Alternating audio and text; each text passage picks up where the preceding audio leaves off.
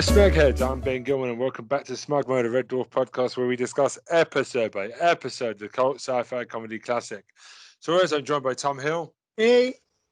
Troy Salmon. Yes, sir. And hopefully Dan Rudge. Yeah, I'm here. Hey! Fantastic. Anyway, today we're discussing series 2, episode 5, Queeg. Woo! Smug is engaged. Screen mode. It should be called screen mode for today because of Tom. Smug mode engaged. So, Red Dwarf's backup computer, Queeg, takes control of Red Dwarf when Holly allows a meteorite to damage the ship and remember to malfunction. The crew encourages Holly to challenge Queeg to a game of chess where the loser gets erased from the system. So basically, the jap is here that Holly is not fit for work. The crew members don't really respect him, and so he decides, as a joke, with one of the all-time great twists in Red Dwarf history, we find out that Queeg 500, that is Queeg 5000, sorry, 500, no, 500. We find out 500. Queeg 500. Yeah, I've got it. Queeg 500. 500. We find.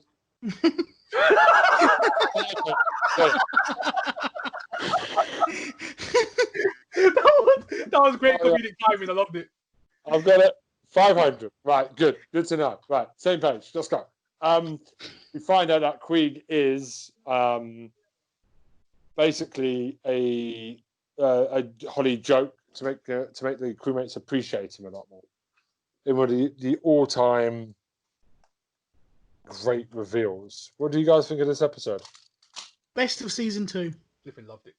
Tom has cleaned his pants by the sounds of it. He took I love this episode. It's that moment at the end when you see Holly disappear and you're genuinely sad. And then he comes back with, we are talking Jape of the Decade, talking August, May, June, July, and August Fool. It's one of my absolute favourite moments. And it always will be. I loved it because 2001 Space Odyssey was my favourite. The way they ended it, just like that, it was epic. With him singing,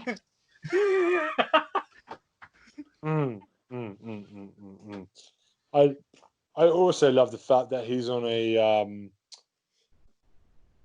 mobile TV stand with a little torch. I was the night watchman, With his scarf. His little encyclopedia. What was it? The Children's Encyclopedia of Space, the Big Book of Space, because it's the only one he could find that had pictures, wasn't it? Yeah, to get all his information. Going round and round in a circle for 18 months. Yeah. Oh, wow, that was epic. The burial of Holly. Also, what's that? There's the line from Rimmer.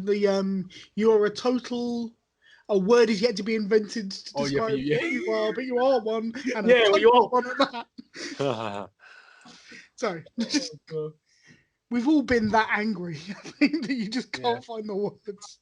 Many times. This is Norman Lovett, who plays Holly's favourite episode they've ever done. Yeah, it's a great episode. It is. It's a brilliant episode. And it's a massive focus on him as well. Yeah. So, Dan, what do you think? Honestly, I'm completely in agreement with Tom here. This is by far and away, this is the best of season 2. It is. I absolutely adore the episode. Knowing the twist gives you even more of a level of appreciation for it. Yeah, it's true. Like the first time you watch it, like you might be a bit like, why is everyone going nuts over this? If you're only seeing the first little bit of it, it just seems completely normal. But the fact that it is entirely set up, everything else that works into that episode is all set up for that one joke. From the singing potatoes forwards, it's all just completely. Yeah, Lister's mentions inflatable Ingrid. This is the first reference to him as sex doll. He's also doing a women's quiz. I love that. Lister's feminine side. Is that in this one or is that in the next one? No, he's doing a women's quiz this episode. Yes, I'm a sex beast. Give me a t-shirt. I'm a sex beast. Shall we give Dan the opportunity to tell us what Holly says at the beginning of the episode? Because I know he likes this. Go on. Go give it back to him. Oh, thank you so much. It's literally just that I just love them. I love all of these little intro bits from Holly. Our biggest enemy is going space crazy through loneliness. The only thing that helps me maintain my slender grip on reality is the friendship I share with my collection of singing potatoes. Yeah. Love it. Yep. Norman love it, yes. Awesome. Yeah, but I mean, there's actually a lot of good stuff in this episode because you realise that Holly has actually been incredibly lenient on all of them all the time. Yeah. Because technically he could force them to clean the ship and work, and he probably does 90% of it himself through machines because he doesn't want to bother them, I guess. Yeah. Like there's some great is really the start of this episode because Queeg says it has a 6 in it, but it's not 6,006. Give me a lemon. That's a poor IQ for a glass of water. Is there any damage? I don't know. The damage report machine has been damaged. I love that This line. is I love it. This really is his episode.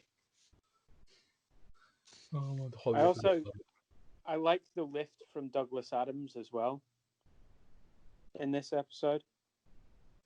Or else Douglas Adams lifts from this. I'm not sure which one was actually written first. Yeah. But that whole idea of the damage report machine's been damaged. Oh. I think it was That's probably also Douglas in the Adams who did it Hitchhiker's Guide to first. the Galaxy books. I think it was probably Douglas Adams first. No, but it's in one of the later ones. It's in Mostly Oh, okay, maybe not. Harmless, so unknown. Okay. Can we talk By the about? way, it's a good joke. It is a fantastic joke. I also like Lister's smart shoes because it's definitely a joke. Okay, because basically, I think I think because he does end it. Peterson, he talks about Peterson's smart shoes. Getting bored of just going to the pub, yeah. And I think the joke at the end is they have souls because they go to heaven, and I think Rimmer misses the fact that it's a setup. Yeah, because he wants to know how the shoes open the car door. And I missed the first time. It's not real though. He says souls. I feel like he's just doing it for the punchline. He is. He's just winding Rimmer up. It's very subtle. Yeah, but it's like it's the episode in microcosm, though, isn't it? Yeah. That's true. Yeah, it's a two minute layup just for a one-off joke. Yeah, it is. I'd never thought of it that way. Yeah. Obviously, the great escape jokes are there when they're washing the floor when Holly decides to go and battle Queeg. The high noon as well. Can we talk about the drafts game? The drafts game, or what? The chess game or the drafts game? Yeah, Rimmer's a little bit of a. Oh, against the Scutter, yeah. He's doing time limit because the Scutter goes back on. I think this is the first time we see the Scutter give the. It's not the first. Give the finger. Time. Yeah, this might be the first time. Yeah. What you're not taking into account is that El Scutter Rooney over here has to go back on duty in 4 minutes, and he's getting a moral victory where he can get a moral victory. It's not a moral victory. It's the exact opposite of a moral victory. It's a victory by any means necessary. Yeah, exactly. It's just really sad. Victory, if you will. A moral victory, exactly that. It just feels like a really. It's a hollow victory. To do, you know what I mean? Yeah, but it perfectly sums up Rimmer's character. Technically, he wins. He's done nothing to deserve it. He's been absolutely outdone at every turn by a Scutter, and yet still he's going to win by a technicality. And he considers that perfectly fine. He has to get his kick somewhere, doesn't he? Hey, W's a W. what it is. Think of Lester getting inside with his feminine side with the women's quiz because I think it's quite funny. Are your breasts A, too small, B, just right, or C, too large? Definitely too large.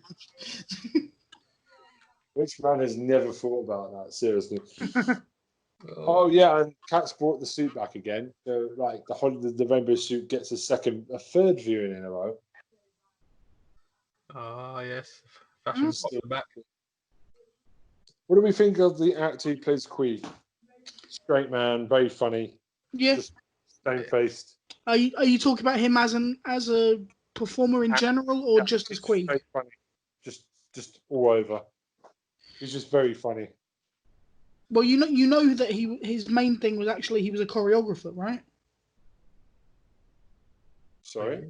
His main job, he was an actor and a voiceover guy, but his main thing was choreography. The guy Charles somebody, I can never remember his surname. Charles Hawkins. But he was a choreographer. Really? Well, I was going to bring this up in the next episode, but I'll mention it now. You know the dance they have at the beginning of episode 6? The song? Yeah. He choreographed all of that for them. Because, because Grant Naylor, the guys, were chatting to him and realised he was a choreographer and he said, "Oh, come on, choreograph the dance for us." So him and Danny John Jules choreographed the tongue-tied dance. Oh my! That's how you did it. Yeah, That's awesome. Well, I've got something to say about white people dancing next week because of that. I've got some very good notes I've taken on tongue tied. We'll get to that. We'll get to it. I'm saving my material. Tongue Tied is one of the best songs ever. But anyway, we shall get to that next week.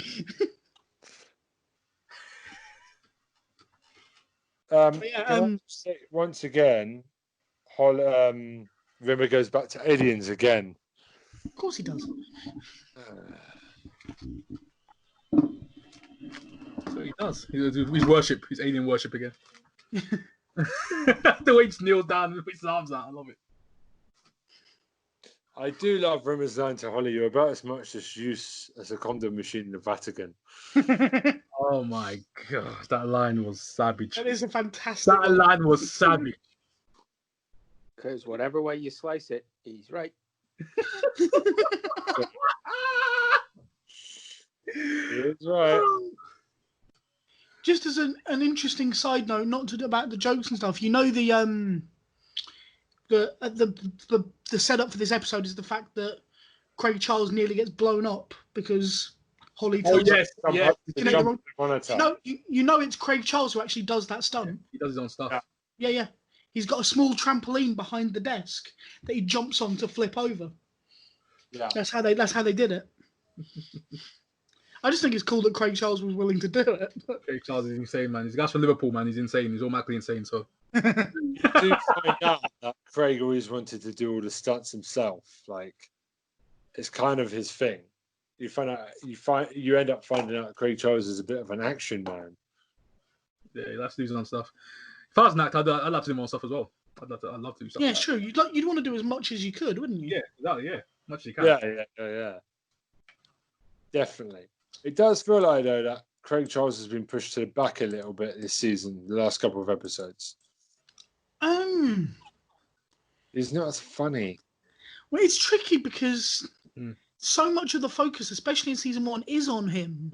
Yeah. That you do need to give a little bit more to Kat. You do need to give a little bit more to Holly, and you do need to, just because they all need to feel justified that they're there almost. Because Lister is the focal point of Red Dwarf. Yeah, he's the main character, basically, yeah. But all the other actors need to be allowed to shine as well. That's true. I want to record the song Rimmer, Rimmer, Rimmer. And they kind of bring back the cat joke again with what is it this time? Holly and Craig. Chess. Oh, we can play to I'll let you go through. I'll let you be Colonel Mustard. Yeah. Oh, we have to have a soundbite of them saying that every time we want to find out something, we go, "What is it?" The soundbite. Do you like a bit of chest, them? Do you? Just the bit. What is it? Where Rimmer's lower half goes wandering off. Oh yeah. I'd be lucky to keep my legs with you in charge. Yeah. Yes. You're a And then total. later on, what's it? He's they're way off trying to figure it all out, and then he's just like double. They're trying to figure him out, and then he's doing all this weird stuff like crap. Oh yes. Doubles over, and then suddenly he's like Turns into the cat. Me.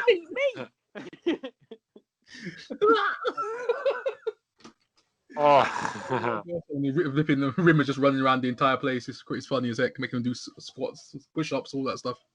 Also, him doing the impersonation of Lister is quite good. Yeah, Oh, yeah. his impressions are amazing. But obviously, Lister and the thing Holly. is, Chris Barry was, for the most part, an impressionist before Red Dwarf. I mean, he did loads of things, but he was one of the main voices on Spitting Image. So he does tons of impressions. So obviously for him, that was great fun to be able to sort of do that in this episode, I guess. Actually, his wheelhouse. Yeah. Which one, Hal? Like, he was properly. How'd you do that, Hal? His Liverpool accent is really good. Yeah. It's very slight. He doesn't go for such a broad Liverpoolian accent. He does a slight one. He keeps it under Well, it's closer to Craig Charles's. Definitely. Because Craig Charles is quite a light. It's Liverpudlian, but it's light. Yeah. So yeah, he's basically mimicking Craig Charles rather than just overdoing it. Yeah, he didn't go too crazy. Most people. I do love his impression of Cat though. Yeah, yeah, his Cat was the best. Best line. Ooh. What I'm trying to think now. I still think the payoff at the end of the episode has to be. Oh, what is it? What's the last line of the episode? Wait a minute. It's Lister. appreciate what you've got because basically I'm fantastic. Lovely. I think that is probably the best line of it. Is just I mean, I love the fact that the cat is made to work in this episode as well. Yeah, but then starts complaining that it's damaging his fingers. I said, "Well, put on the gloves." Orange with marigolds? Are you crazy? What about his passion? This guy, bro. That's funny as heck. Yeah, I just once again, and was it they earn a pea on toast for a whole day's work? When you think about it, in the previous series, he orders like 6 or 7 fish dishes in one go. Guys, Yes. I want to tell you something. We've What's all that got to thing? say goodbye now because next week, something different happens. We have the musical number, Mm-hmm. so we don't have this theme tune. This is the last time because the season 3 begins. Dun dun dun dun dun dun dun dun becomes the opening theme going forward. Which is kind of sad, yeah. I like, yeah. So this is the last time you get the thought from Holly. Yeah, which is true. Dan, you I'm going to miss you doing that. That was your spot. I'm sure I'll find another. Definitely, we're going to let you have it as well. We have to go back through the whole of Series 1 and let Dan just have that moment again. Yeah. Okay, done. I'll tell you what, when we get to Patreon, we'll re-record it. We'll just go back over season 1 again, but they have to pay for it. And then Dan can give us his opinions for season 1. Special features. Yeah. Yeah. The director's cut. Actually, to finish this episode off, Dan, why don't you tell us your favourite one from season 1? Actually, because we've got some time to fill. We're actually done. There's nothing else to talk about. So, what's your favourite Holly quotes from season 1 in the opening? Don't make me do this now. Let him actually have a chance to research it, man.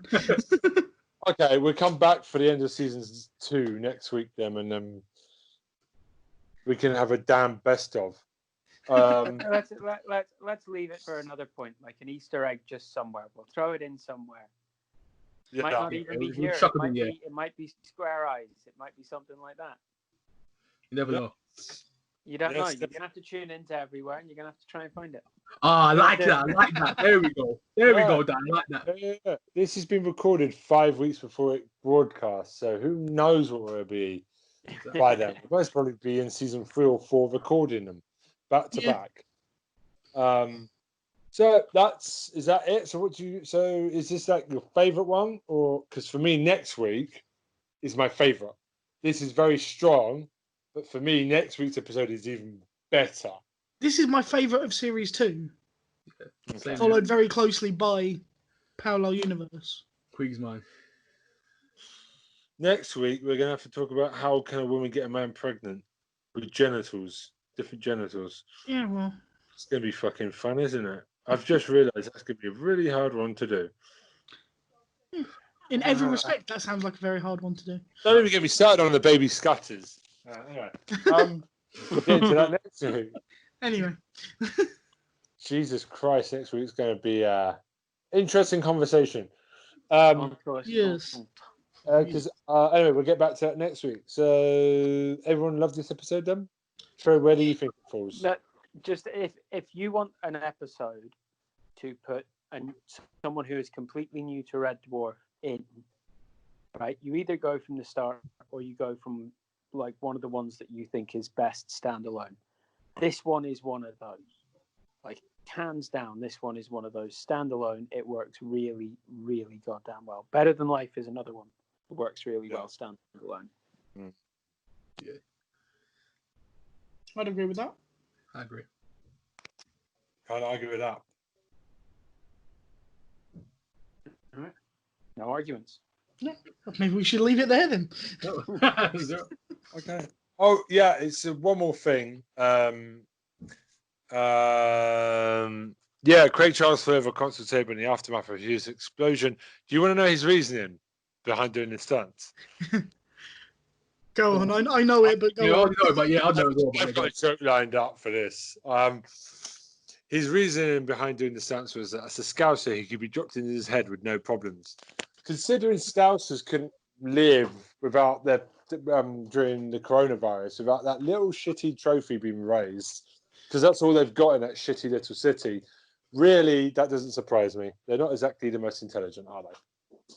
And how have Tottenham done this year? I'm not going to get involved in this conversation. What I'm saying is they were effing and pissing and moaning that the football season shouldn't be ended. Much more sense. Any Tottenham fan complaining about Liverpool complaining about trophies has got to take a hard look at themselves. We're not comparing ourselves to, but anyway, we're going to wrap this bad boy up because we're going over our time. No, this point, Ben, you better. Yeah, we're never doing the the football podcast. We should stop. Yeah. We're never doing a football podcast. Fuck that. Anyway, so it's goodbye from me. Bye from me. Bye for me. And from me. Now, Tom and all you other smeggers can fuck off. Get out of here. Smeg off.